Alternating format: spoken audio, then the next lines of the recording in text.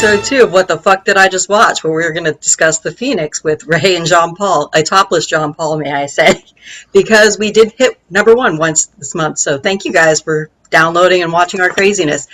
And meanwhile, speaking of The Phoenix, why don't we roll that trailer so we don't have to stare too much at John Paul's loveliness. Long ago, in a remote corner of the world, ancient astronauts landed from a distant planet with a gift for mankind, the Phoenix. For 1,000 years, he has waited, suspended in time. Now, he's awakened to complete his mission. He searches for his partner, Mira, for only she knows his ultimate assignment on Earth. Dependent on the sun for his strength and survival, endowed with a superior intelligence, he has fully developed the powers of the human mind. Relentlessly pursued by those who seek to control him, he must stay free.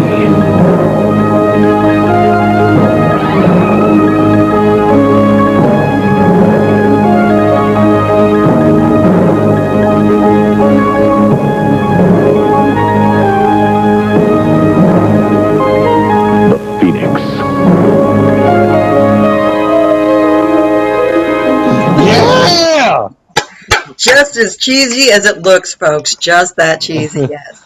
But also the most appropriate show to put John Paul topless with, because Judson Scott, the main character, he basically flashes his titties at least 3 to 4 times every episode. So absolutely. Now, I am the light.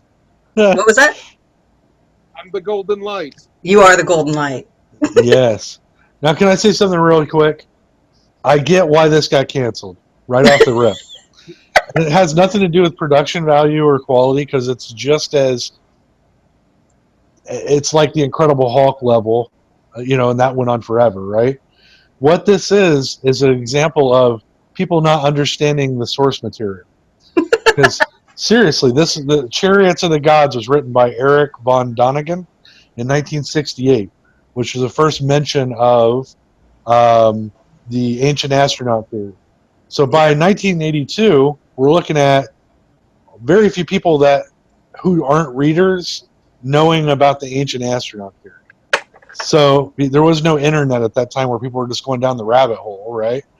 So it's literally an example of people are going, I don't understand the context of this. You know what I mean? Because it was ahead of its time. It was just too ahead of its time. I mean, it was, but also, though, we have a lot of predecessors that kind of this had elements of, if you think about it. I mean, we had Buck Rogers, which you have a man out of time right there, which is kind of speaks to this. You have, the Incredible Hulk, as you mentioned, where you have the loner that's going and putting, wrongs to right while traveling alone, while being pursued by somebody else for their otherness. Right. So, I'm not saying that the tropes aren't there. It could have made it. It just was a little weirder than those other things.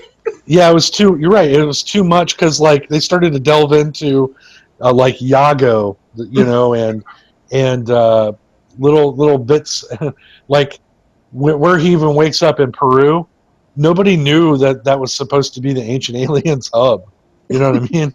So I think that there's a little disconnect there with the audience right off the rip, because people are just like, oh, okay, he's magic, he's an alien, I don't understand, There's Egyptian iconography, there's Mayan, but he's in the Incan city, we don't know what's happening. Yeah, it's a lot of confusion there. Right. And Native American. Yep. Yeah. They throw that in there. Yeah. So once you get out of the pilot into the series, it goes, straight into the United States area Native American iconography and their mounds and their burial grounds and their beliefs. So, and if I can also say that Richard Lynch, which is the guy that's after him in this, yes, he was in one of my other favorite got canceled right away shows, Werewolf. Mm-hmm. He's the original werewolf, And I'm like, because I kept going, I know this dude. Is that Rutger Hauer? No, that's not Rutger Hauer. Yeah, Richard Lynch actually he shows up in a lot of TV series throughout the 80s, and I think even a little into the 90s, as does Judson Scott. I mean, Judson Scott, you might also recognize if you watched V, the TV series. He showed up as a recurring character in it. And also throughout, like he shows up in Star Trek: The Next Generation. I think he has a part in Blade, the Blade movie. He's all Uh-huh. over the place. Yeah, he's pretty prolific. He had that face. I'm like, I know that guy, right? But I had to look it up on IMDb to see where I connect the dots. Also, little known trivia: episodes 7, 8, and 9 never aired. Nope. Yeah. Though I think they were filmed, which I think it's a shame somebody doesn't resurrect them. Yeah, I'd like to see it, honestly. But even when they replay it, like on the Sci-Fi Channel and stuff, it's still just the 5 episodes, and that does in fact include the pilot. Right. And it had like probably one of the shortest runs. The pilot aired in what was it, March of '81, and then the series went from March of '82 to April of '82. That was it. Jenny, why don't you give us an overview of what the actual story is for it? Well, that's the funny thing. So the story basically is there's an ancient alien civilization that landed on the Earth and basically helped all ancient peoples to build, temples and artifacts, and basically, I don't know, maybe gave them fire. It really doesn't say. It just said that it helped guide them, and that he was left there along with a counterpart, the character of Mira, which you barely see. Yeah. Yes. That on some mission that is never disclosed. Right. Yeah, they never tell you what he's actually trying to do. And the character doesn't actually know, apparently, what he's supposed to be doing either. So you have the pilot, where it's just basically him, like, just being sad by the state of the Earth. He makes commentary about there's not enough green life. Air conditioning's awful. And the pilot, he actually wants to will himself to die. And then the photographer that takes him in, and the little boy that he helps in that first episode be able to come to terms with the fact that his father died in Vietnam, they convince him that he should live, that he needs to help people. And then the pilot ends basically with him going to go and search for his purpose and to help people in some generalized way. And then the series takes over, where he's trying to find his partner, so he knows what his mission's supposed to be. But 3 episodes later, that's it. So we never know. And I was really disappointed because the bad guy in this is Yago, which is basically just Lucifer. Yeah, a shape-shifting Lucifer, yeah. basically. And it's kind of really interesting because they're alluding to the fact that ancient aliens created the god mythology with the fallen angels and stuff, and Lucifer was the leader, and this is the guy that's supposed to fight him. Basically, is our main character, right? Mm-hmm. And I thought that was super cool, and then they just kind of drop it. Yep. And I was like, that's your show right there, man. How awesome would that be? This is yet another series, though, where they basically have a different writer almost per episode. So, yeah. Which, to be fair, it's a lot more coherent than a lot of ones like that, but it also isn't coherent enough. So you just have just basically mini stories where he's going out and helping individuals. Yeah, very Incredible Hulk. That's what I kept saying. I was going to say, that's the formula of a lot of 80s TV show. Like I said, the Incredible Hulk. I'm trying to think. There's a the A-Team. Mm-hmm. What is? But the A-Team kind of held on to its overarch. You know what I mean? Like you still, while they're having these little mini episodes, they still were going with trying to clear their name. It just right. Which I think the Phoenix kind of tried to do that, because they kept referring to the fact that he was still searching for Mira, but there wasn't enough. It was just this empty search for Mira that. Yeah. And it was very creepy how quickly these people just were like, here, hang out with my kid. Strange man. Well, they just knew he was safe. Yeah, I guess. You also forgot to mention, he can read minds. Yeah. And that's a little creepy in its own. Especially in the pilot with that whole weird relationship with the photographer lady. Mm-hmm. Yeah. Well, I like how they put it in the trailer. He's superiorly endowed with mental powers. Yeah. But you notice every episode there's some woman who's looking at him like, oh, yes, he's endowed. He's got a great big swinging mental ability. Yep. But, so real quick, if you don't mind, guys, I'd like, Jenny, we know obviously this was your pick and you love this show. So if you don't mind, let's go around the table real quick, though, and have, John Paul, what did you think of it, being a first-time viewer? I mean, I really enjoyed the pilot. I enjoyed it because of the different kind of mythologies that it was going to tell, or at least that's what I thought. But I just, that really clung to me. And then it became a save a family of the week type deal, and that was kind of like, But the thing I did find interesting when they did kind of do that was what a lot of actors and actresses who later they became or were already, kind of small time, like the head of the FBI is the dean from Animal House. I don't know if you remember that. And then in one of the episodes towards the end, Tracy Gold shows up, and she's one of the daughters from Growing Pains. Okay. So I thought that was kind of neat. And then there was a character, it's funny, in the pilot, he played one of the kind of henchmen of the casinos. And that actor, I got IMDb up, so I'm going to... Carmen Alessandro, that guy's been in so much stuff from this, Miami Vice, a couple of things. He's a regular character actor, but in the pilot he played, like I said, a henchman, and then later on, towards I think the second to last episode, he plays that weird guy who's divorced with the daughter. I don't know if you remember that episode. I guess she's Tracy Gold's brother-in-law or whatever. So I thought that was kind of interesting. But I mean, all in all, I kind of wish they would have, like Jenny said, I wish it would have stayed like a linear story, even if it was throughout. I mean, I guess the concept was the fact that he is looking for Mira and looking for an answer to why he's in this time, because he kept saying he's out of time. So, but it wasn't terrible. So you liked it? I did. I mean, there was one episode I did not like. That was the second episode after the pilot. It just seemed very, very boring. And then there was parts of a couple other episodes where I was just like, really? Now you're just somebody who talks to pregnant cats and cleans around people. And I'm like, what? But I do enjoy this actor because he was such a great villain in V, the TV series, and then to see him in this being a hero, I thought, okay, that's cool. This guy shows different kinds of range. So, and then like you said, Richard Lynch, that guy's been in a lot of things, and he does look like Rutger Hauer. Yeah, man. It is pretty funny. Yeah. Well, I got to tell you, Jenny, I was really, really, really dreading watching this. I mean, I honestly kept going, oh my God, I just couldn't get motivated. Then I got stuck working Memorial Day, and so I had nothing to do. I had to do something to kill time. So I put this on, and I ended up loving it. I thought it was fantastic. I could not believe how much stuff they lifted from Chariots of the Gods. If you've never read it, I highly recommend reading it. And how, like I said, ahead of its time I felt it was. It's all these amazing ideas pushed into 5 episodes. And sure, there's some filler. There's some silly stuff because it's a TV series on ABC. But there's some weighty things here that they're trying to convey.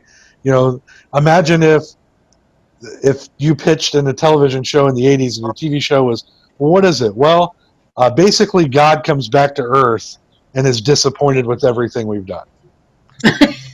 You know what I mean? So, I mean, it's a pretty heavy thing. And then to add in Mira and, Yago, that whole mythology, I was like, this is really cool. I kind of hope somebody grabs this someday and remakes it. And talk about reboots. Something like this would be fantastic on the Sci-Fi Channel or Shudder or something, where they could actually give it the proper money and do a linear story. I would totally. Yeah. So I was really digging it. I was super pissed when there was no more, when it just ended. I was like, oh, okay.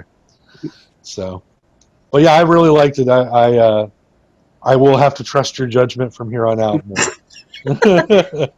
Always trust me. Yeah. So when I first saw this, I was 6, 7 years old at the time, and this was actually the height of like the '80s, where Don't Litter, and the environment was first taking the big stage about all the things that were going wrong with pollution and things like that. You had the advertisement with the First Nations person crying on the side of the road when somebody throws litter out of the car. So it had a huge impact on me as a child. Plus, it was all the stuff I loved. It was archaeology. It was the mounds. It was just fascinating to me. Yeah. We had a female professor of archaeology. I thought that was amazing. It was very inspiring to watch as a child, even though it was hokey as hell and not very diverse in its cast. But Right. still, 6, 7 years old, I'm not quite aware of that. I'm just seeing, different imagery that I don't get to see all the time. It's making me think of things that I don't have access to that easily. Because as you pointed out, there's no internet at this point. Right. All your source materials or whatever you can read or what you see on TV, there's nothing else. So, and this was the first time I ever watched a series that just abruptly ended. It was just gone. There was nothing. You just, you were glued to your TV every Friday night, and all of a sudden, no more. But also, one of the reasons why it failed, when I looked it up, was because it apparently got its rival show was The Dukes of Hazzard. That was the time Oh slot it was in, no! Oh my and it God. clearly could not beat that. Yeah, you can't go up with this with against the Duke boys, son. That's a recipe for disaster. Absolutely. It's funny you say that, but I'm wondering, and if I pull up his IMDb, because he looks so familiar, I would not be surprised If if he he was. showed up in an episode of that too. I don't think he did, though. I mean, he strikes me as someone who would be a villain in Yeah. in the Dukes of Hazzard. So let me see. Oh, he was in one of my favorite TV shows that ended up getting canceled, The Adventure of Briscoe County Jr. Oh, I love that show. Hey, we need to get you a cameraman there, Jean Paul, because right now it's 1/4 of your face. There you go. Sorry. Are you shyer than I am, John Paul? Because if so, you Yeah. could do like, bad lighting like I kept- do, so I just look like a shadow All person. right, he was Oh. actually on the Dukes of Hazzard. Was he? Shut your mouth. IMDb. He played a character named Benson. Bennu to Benson. There you go. I mean, Yeah, Yeah. he looks like a Benson. I mean, and it looks like he was there a year. It says from 83 to 84. Wow. So after this show, he jumped ship. Yeah. It's probably their cousin Benson that came from another planet. I mean, maybe. he drove a Nanu. Firebird. Yeah. He was also in the A-Team. Yep. That I knew he did show up in the A-Team. I think Richard Lynch might have too showed up in the A-Team, but I might be wrong on that. I mean, he's got a hell of a credit. So he shows up on the X-Files too. Yeah, he does. So yeah, I mean, Well, yeah, I like I said, I remembered seeing this guy, and I'm like, I know I've seen him in shit or stuff. Sorry, I know we're trying to keep this PG. Are we? I guess I don't know. I have no recall. I mean, the name of the podcast is What the Fuck Did I Just Watch? So I don't. Oh, Really you're right. Shit, fuck, cock, ass. There we There go. you go. We're good now. I mean, we had titties on here earlier. So that's right. My titties were showing. Thank you all for making us number one. Yes. Well, I highly recommend this to anybody. You can watch it on YouTube for free, which is crazy. Yeah, I mean, I'll find quite. you get the Yeah. full '80s TV experience because it's awful. But There was some commercials on yours, on mine. Was there commercials on your guys's? some of them. So I watched it a couple different ways on YouTube. I had John Paul's link when I was just watching it on my computer, but when I was popping it up on the TV, I just searched it out a different way. And I found the ones that apparently somebody had recorded off of the Sci-Fi Channel back in the day when it was actually properly abbreviated before they went to SYFY. Yeah, I was going to say that's what I watched. And so I got, because they were doing like shows that got canceled, marathon, and somebody recorded it. So I got like commercials for like early 90s computers. Awesome. Awesome. Yeah. It was Good like, stuff. Macintosh says, and I was like, oh shit, I hadn't even thought of that in a while. Like people used to call him Macintosh. Well, speaking of which, so I geeked out for a moment and I was wrong because like the beginning of the last episode of Phoenix, they have this scene where he comes in from the bus station and there's Century Games, the Phoenix, and there's a kid playing it. And the guy's like, hey, what happens when you beat the score? And I'm like, is this an Easter egg for The Last Starfighter? No, it wasn't. It was just product placement because there actually was a game by Century that was called the Phoenix that you could buy and or play in an arcade, which after I looked it up, I remembered it, and it was kind of a weird mix between Space Invaders and Centipede, and it wasn't really that much fun to play. Well, it made me laugh really hard because I was like, "This is awesome!" Like he beats it, and he's like, "Hey, that's 5 extra lives. Those are your guys's." I'm like, "Cool, dude." You know. But I was also like, I have never played a game where if you beat the score, you got free games out of it. Really, I mean, you get extra lives as you're playing a game, but not really free games. Yeah, that was all nonsense somebody made up. Yeah, I was like, that's just a lie. But again, he crowded a whole bunch of little children around him. Yeah, he did. He walked up and he goes, "Hey, what you playing, fellas?" I'm gonna be honest. I thought it was a little creepy, especially like the scene like where he saves a little girl from the rattlesnake, and he's like, "That's a special little girl." I'm like, oh God, my God, yeah, right. That's Tracy Gold. That's from Growing Pains Girl. Yep. Well, and the dad was like, "Yes, she is. Do you have kids?" He's like, "Well, yeah, but I haven't seen them in a long time, like 1,000 years." It made it sound like he had killed him out there. You know, Hey, I haven't seen him in a while. I came out to visit their graves. Though he does help the one kid.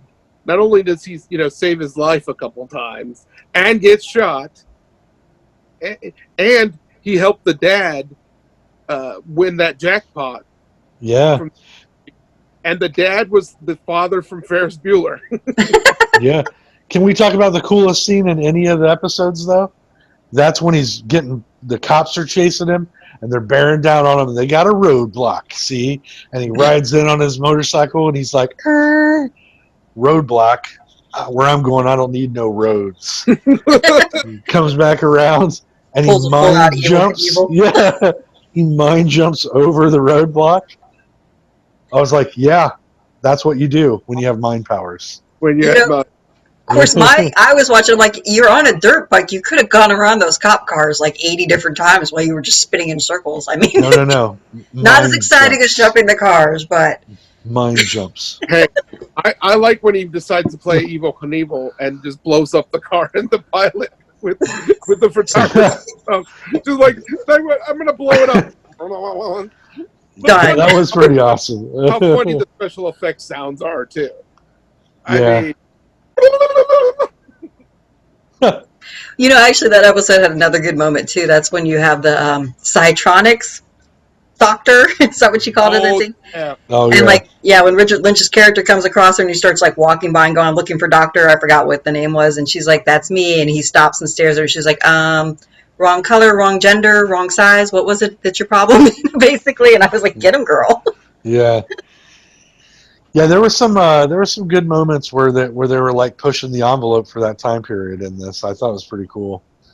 What was the other? There was another crazy thing. Oh yeah, I was like, what other superpowered being needs the sun, right? Huh? Do we know what that one is? Huh? Superman. I wasn't like there was a couple different ones actually, so I'm like, there's about 4. No, there's only one. I'm sorry, only one. Superman. Just Superman. The Man of Steel. Okay. But anyways, how awesome was that medallion, and where can I get one? That's what I need. I'm sure you could do an internet search and find one. I'm going to buy one and wear it over my bare chest. It's going to be amazing. We have to take time where you take your shirt and you kind of pull it open because he keeps doing that. Yeah. There we go, Jean Paul. Do it. Yep. Like this. He's like, while wearing a denim shirt. Now, guys, just to make sure I didn't miss anything, because I'm watching them on YouTube. They weren't edited very clearly. We never get to meet Mira, do we? They show images of her. Right, but we never get to talk to her. Because every time he gets there, she's somewhere else. Right. Okay. And she is an African American. Okay. She's white. I thought she was a white lady in the thing I saw. No. I mean, I'm not saying she can't be from Africa and also white, but she's pretty white looking to me. If you actually do the research, they had cast. That's why we do think that there are episodes that they. First off, don't you ever tell me that if I actually do the research. I research all the time. I got notes right here.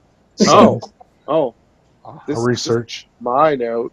But I didn't just read some internet bullshit. I actually cross-checked these. But go on. Did you? Okay, yeah. They did cast an African American to play Mira. But it Okay. was a white And girl in the If it's a trailer. white girl that shows up in there, but yeah, I know. Sorry. So what was that? What was it going to do, John Paul? What was the big reveal? That wasn't her. And Yeah, that was the point. okay, oh, okay. So you were supposed to see in later series that she was the image he kept seeing was not in fact Mira, it was a trick, and then the actual Right. Mira. Oh, okay. That makes a lot more was sense then. But was I'm that like, yeah, part I of don't know.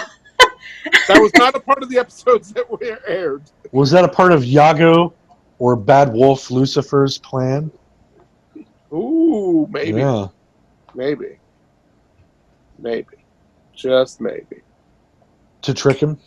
It'd be like, you found her, yay, go away, and then he has the real one. Yeah. Which is funny though, because Yago keeps telling Bennu that he's on the wrong path. Yeah, and it is funny too because that makes sense actually. Because don't they mention like she's Egyptian or something at some Yeah. point?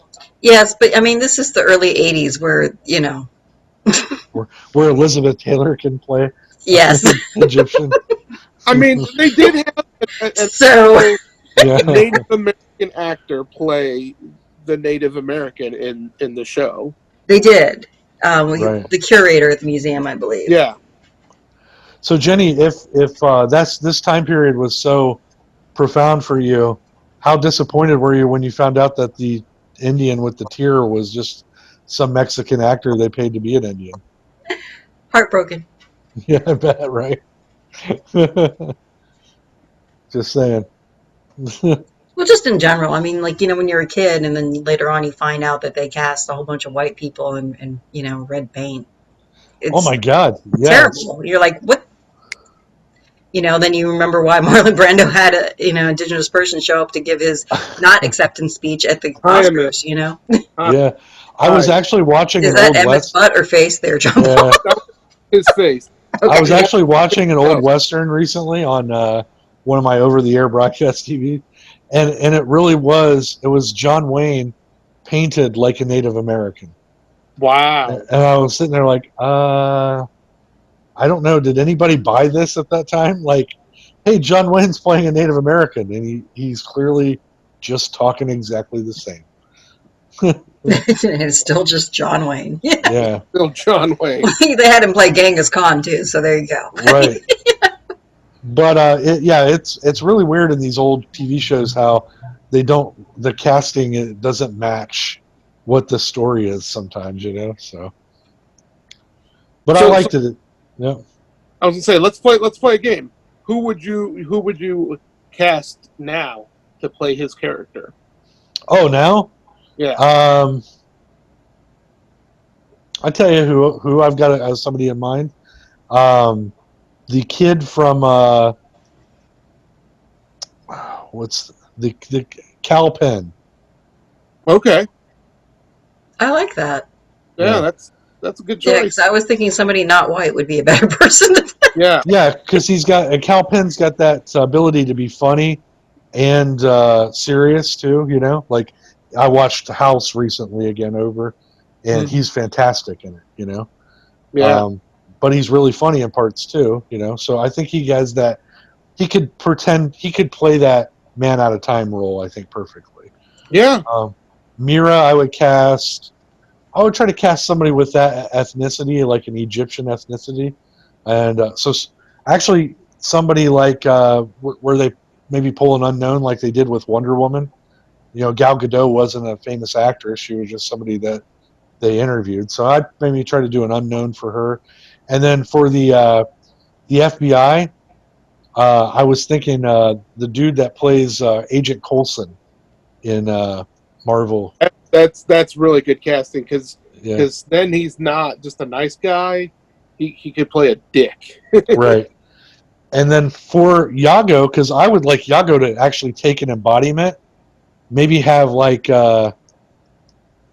somebody, some older actor who's really like this is gonna sound terrible probably, but like Lou Diamond Phillips, for example, right? he was out of it for a while, but now he's doing stuff again, small TV roles, and I think he could play menacing pretty well. And I think that this needs like an actual Native American guy, for that. So. I was kind of thinking that for Bennu. There's what is his name? Gerald? Tokola Clifford, I think. I'm probably terribly mispronouncing his name. He's been in not too many movies, but he does excellent in all of them, and I think it'd be great to see something like that as opposed to just, another Right. random, actor, or at least another random actor that just happens not to be white, Well, yeah, that's perfect too. I was just thinking like somebody that could do like somebody interesting that would do something with it. So sure, there's the Adam Beach as well. He's a Native American actor. And he's really great. He was in Joe Dirt as the guy that's like. He was also in a bunch of war movies I've seen. I don't know how else. Are you familiar with him? Adam Vaguely. Beach. Yeah. Yeah. So I mean, he's really great. But you remember, I'm really bad usually with actors and actresses' names and catching Okay. movies and stuff like that. It's so bad. But I think this could be great. Like if it was given a nice little budget, it doesn't have to be spectacular, but like less than Fringe money. Sorry, my Get dog 'em. decided she needed to get her voice heard. Yeah. Get him, Cujo. But yeah, I think that this would be perfect. So there he is. There's There Adam we go. Beach. Yep. No, yeah, that would be good.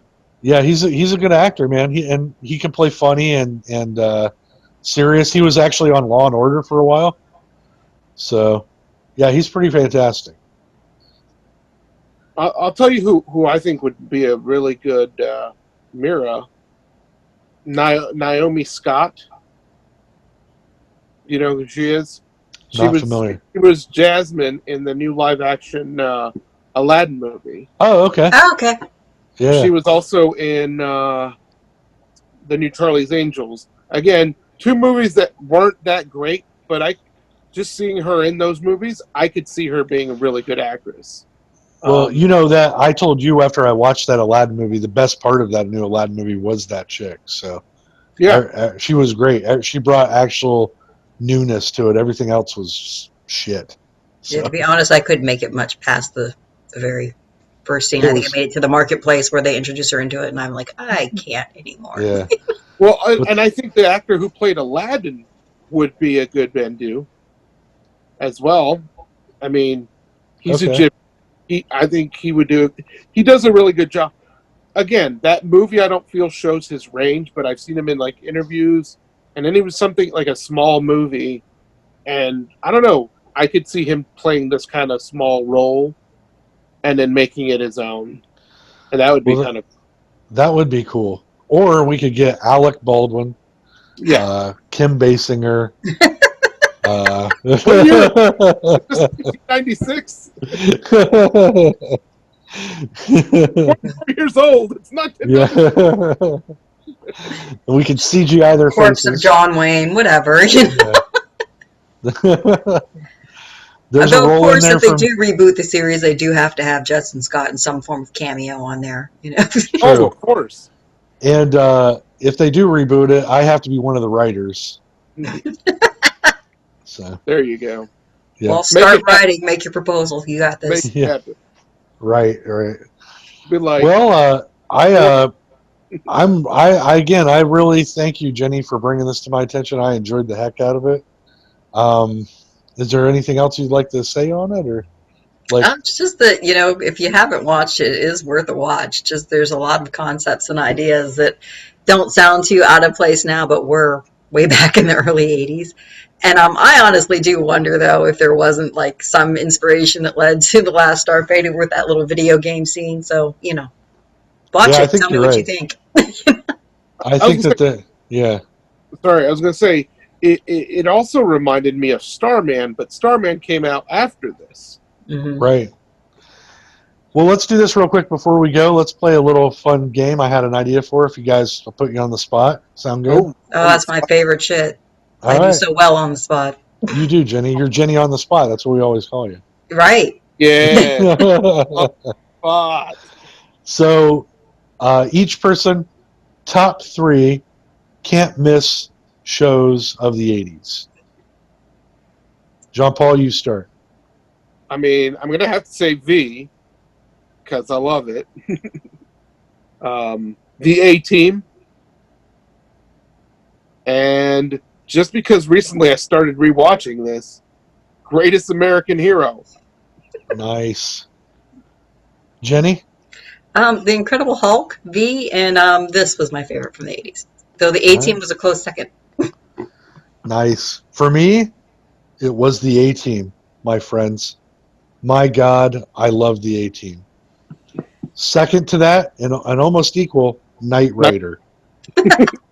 I have a quick story about Knight Rider. When I was a little kid, for my 10th birthday, my dad said, I'm going to take you to a store. We were poor for a long time. So if you're watching this or listening and you've never been poor, this story isn't going to resonate. But I was super fucking poor, all right? Then my dad got a really good job, and we were making money, and he took me to a store he says, for your birthday, I'm going to buy you any of these vehicles you want. And they were battery powered. If you guys remember, that just came out. It was new technology. Not everybody had it. It was the bee's knees, as the kids say, right? Envy. I would have been the envy of the fucking neighborhood with one of these Jeeps that are battery powered. My dad says I can have any one of them I want. So I'm going through, and I get to the end where the battery powered stuff stops, and what's sitting there? Kit from fucking Knight Rider. Not battery powered, mind you, pedal powered. $250 less than the Jeeps. And I go, Dad, found it. Here's what I want. Kit, Knight Rider. He goes, you don't want that. It's got no batteries. The whole point of this is the battery thing. He's like, you're going to be pedaling it. Then you just get a bike at that point. And I went, you don't understand. You said I could have anything in the store that I want. I want Kit from Knight Rider. And he's like, no, I just can't do that in good conscience. This is the thing. This is the new thing. People want this. You're asking for something that's no longer popular. And I started crying. And it's the only time in my entire life my dad said that I started crying in the middle of a store. And I kept saying, I want Knight Rider. Finally, he's like, what am I arguing about? I'm saving $250. So he buys me a Knight Rider car. And I rode this thing, guys, until the friggin' wheels literally fell off. I would ride it down the street, and people would have those cars, those little, drive by me, and I'd be like, fuck you. Power Wheels? I got Kit. So anyway, so that's how much I love Knight Rider. So and then my third one is Alf. Oh. See, I also really love Wonder Woman, but there was always a fight for the TV with my brother, and he was the favorite child, so... What did he watch? Well, he would agree to watch the things like Incredible Hulk and V and stuff like that. So that was where our common ground was. 18. So, which wasn't too bad, but then I had to wait later to be able to watch Wonder Woman. I was like, he didn't want to watch Wonder Woman? I mean, she's in a leotard, half naked. My brother was ornery, so often if it was something that I specifically wanted to watch, he would have to have a fight with. So I actually would have to pretend like I didn't really like Incredible Hulk or V or A-Team or the Phoenix, and then then I got to watch them. If Cassie Wotan's watching this, that's my sister. She knows how many times I had to compromise and watch Clueless for her, or Dirty Dancing. I'm a big fan of Patrick Swayze because I've watched Dirty Dancing 57 times. But Roadhouse. That's what I got to watch later in life. Roadhouse. I'm like, hey, it's the guy from Dirty Dancing. He's pretty cool. He just knocks broads up left and right. So. But Dom, you get Patrick Swayze and what's her name? Jennifer Grey. She was one of my crushes. She's married to Coulson. Yeah, I know. Yes, she is. That lucky SOS. But now you're also forgetting Still Dawn, though. Another excellent Patrick Swayze. That is a great movie. Next to Kin. Oh, yeah, with Liam Neeson. Yeah. Good movies. I have terrible taste in movies, folks. These are all fantastic movies. But anyways, this has been really fun, guys. I enjoy this podcast, and I hope the people that that watch this enjoy it as well. So Ray, you topless next time if we make number one? Yeah, right. You can't get me to do that stupid shit. Even if I was cut with a six-pack, I wouldn't take this off. No Get way. in my belly. No fun. I have chest hair that comes in like a phoenix across my Well, you chest, know what? And you and wasted it. That should yeah, totally. and I've You only ever should showed it have one. noticed your picnics. I've only showed it one time, and I was super drunk at a party, and I'll never do it again. So we're not doing a super drunk podcast episode? I don't understand. We can do that someday. Shots for every time Jean Paul says Uh, Or every time I look like, Bambi caught in the headlights when you ask me a question, like, what? Yeah. Next question? No. You're getting better. just make our own drinking game. Well, folks, watch our podcast and enjoy our drinking game. Yeah. Real quick, anything coming up, guys, that you want to promote? Jenny, I know that you do the belly dancing. Is that coming up again soon? Or? We're still basically on hold. Currently we don't have anything that's online besides classes. So if you Right. ever want to take any belly dance or yoga classes, go look up angienever.com. She has tons of dance classes and yoga classes, and she's an amazing teacher. But no, we're still not opening the studio, and most of the shows and fairs and festivals are still canceled, and we haven't heard about anything going on into August or September yet. So, Which is really weird because I just had a haircut today and my beard trimmed by a lady who had a mask on, but she was right up in my face. So, I mean, it didn't really do much. Like, I was like, I had to get a haircut. But, I mean, if they can do that, you think you guys will be able to do your dancing. You know? What's a haircut? Yeah. I got 70s. well, I'm training. There's no declining cases. In fact, they're still rising in Ohio. So, Right. We're okay with waiting until it's safer. All right. There's enough actual reasons to go out. I mean, there's terrible shit going on in the world that people are standing against. So if you're going to risk yourself, risk it for that. It looks like the way you're sitting that you have horns coming out of your head, Rainey. They're not winged. Bow down. Go! Yeah.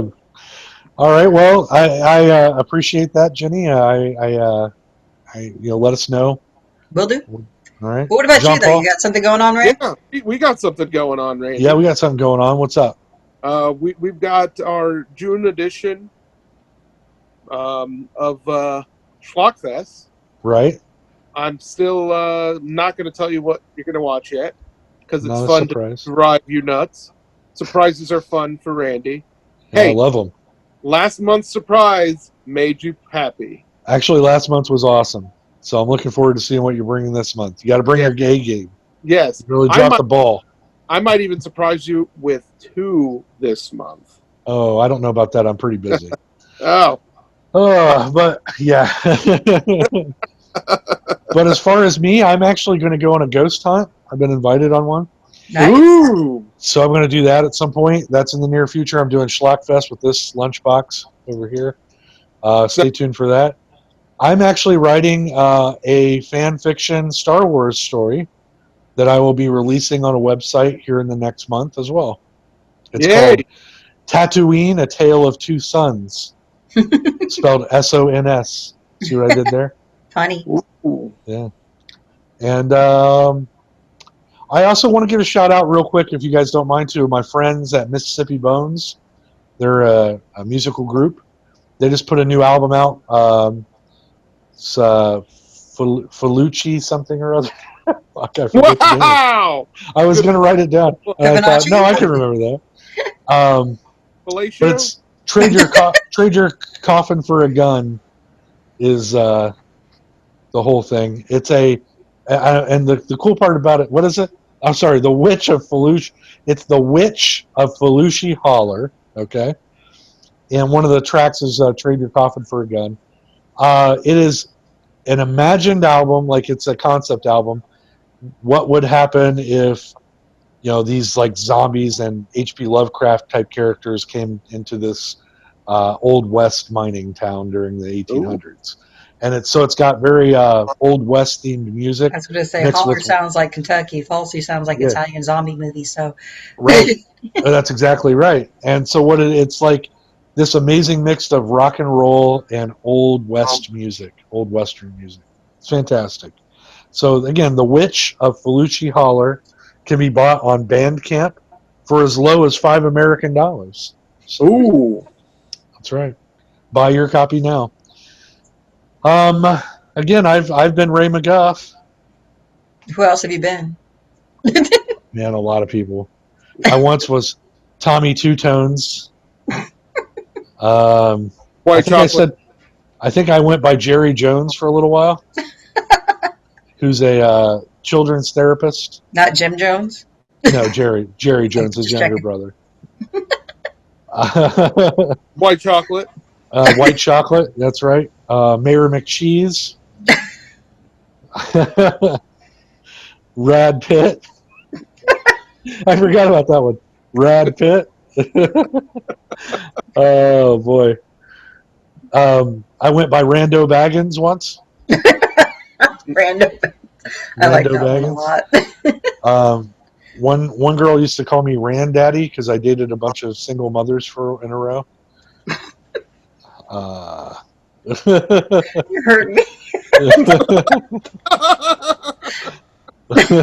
Who else? Who else have I been? Chris Christopherson? The actor? Or No, the singer? musician. Oh, I okay. was going to say, well, the country singer could be either. I've also portrayed Billie Eilish on several chat boards. I see the similarities. Wow. So there. Well, I'm still just Jenny. Sorry, I had really boring parents, and I'm not very exciting person. I'm very grateful to our fans that made us number one, and Yes. thank you all. Thank you, And- Spin from Speeden, for making us number one. And now you'll probably be like, don't ever show that man's chest hair ever. No, don't. No, don't. Ugh. John Paul Mantilla and Emmett But Dog. what's up next, Jenny? What's next on the block? So now it actually is Farscape is next. That's right. We lied last time. That's right. Farscape is next. And I promised you guys I'll grab a few episodes to dole out, and I will. I just haven't had time. I'm very busy. I'm an important businessman, and I have You a have lot all of those business. hatchlings to take care of, right? That's right. Nestlings. I'm pushing some of those nesters out of the nest this week, and I have a whole new training class to start next week. So I'm going to feed my baby birds knowledge.